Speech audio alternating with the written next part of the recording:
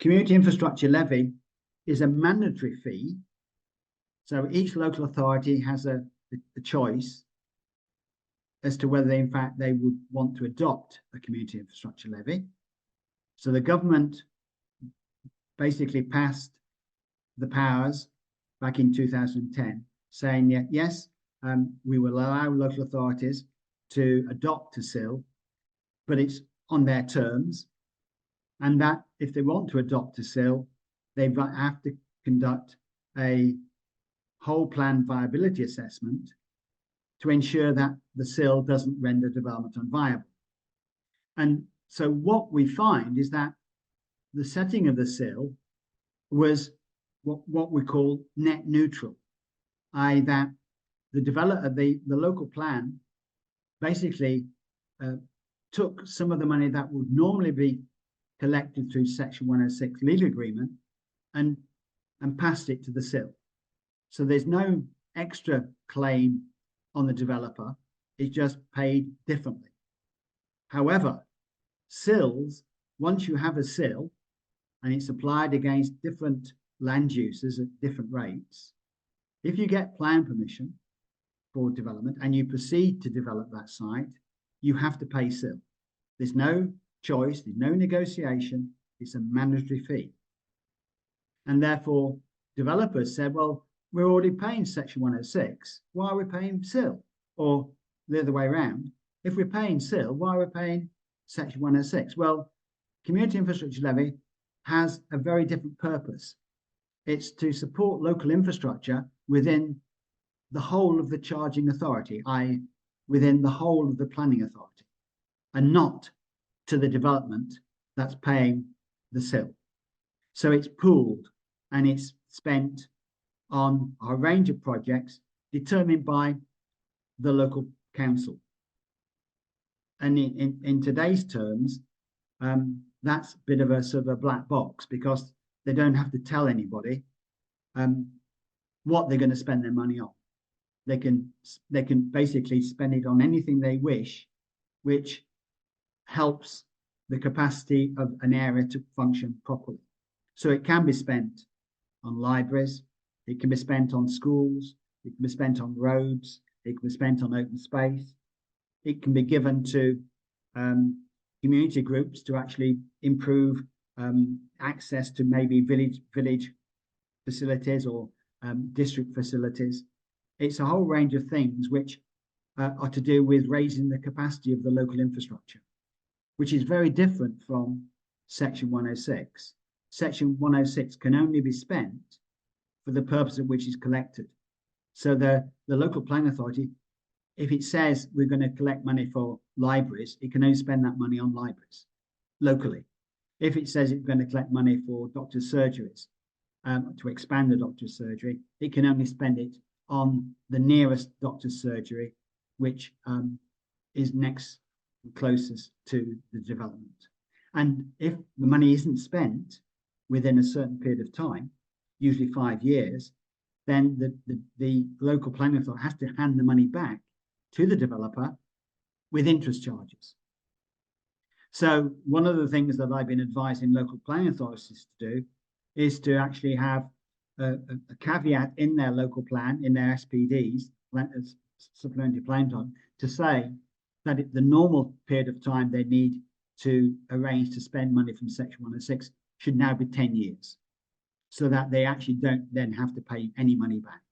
But it's really vital that if you seek redress through Section 106 and you don't spend it, then of course you have a negative outcome. The placemaking aspects actually aren't being delivered, and therefore that has a material impact upon the developments locally. And therefore it really is unacceptable from a planning perspective and from a local planning authority's perspective that they do not spend that money. It's ridiculous if they don't.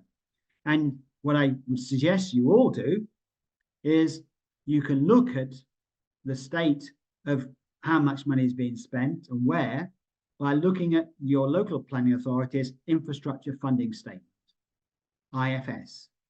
Each local planning authority is now required by law to produce an infrastructure funding statement every year. looking back over the past year and saying what they've done with the money. The Section 106 are listed in quite good detail. More worrying, of course, is that the information with CIL is not so clear. They're not now required to say very much about that. All they've got to do is to say, here's the amount of money we've collected, here's the amount of money we've spent, and here's the amount of money that's remained to be spent. And that's all they are required to do by law. Some authorities are really good at saying, well, actually, we spent on X, Y, and Z because we want to promote the fact that this money is really being used and useful in making sure that these places work properly. So this is like a summary of the goods and bads of the two mechanisms that make up developer contributions. So on the left-hand side, the Section 106, very, very tightly defined in legal terms, and the local planning authority, if they seek something and secure it, they actually have to abide by the rules. Okay, and therefore, in that sense, it's really important that people actually follow how much money has been collected and follow how much money needs to be spent and it actually has been delivered. Most planning authorities are pretty good at it, but I know of 2 or 3 that aren't so good. The CIL funding, again, is a different tool, as I've said. The monies are mandatory, they are payable at the start of development. Often, if it's large development, then it will be paid in phases over maybe 3, 4, 5 years. Again, it's important that that money is collected.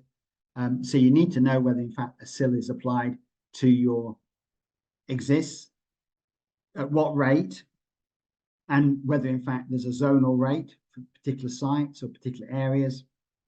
And I know, for instance, the one in Brighton, where the gasworks site's located, one of the things that was said in the local plan is that the CIL rate for the gasworks site in Brighton is 0.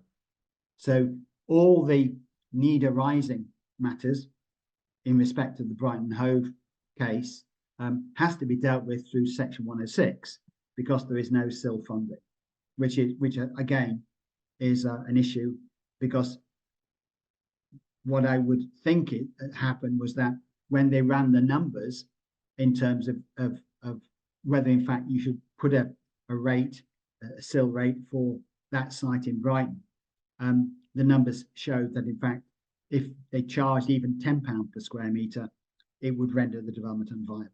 So again, each local authority will have its own CIL rates. In London, of course, you've got the mayor's CIL rate as well as the borough rates. So you've got sort of 2 rates, and that, if development is permitted and it starts, then those fees have to be paid. You cannot not pay it, and if you don't pay it, then development will be forced to be stopped.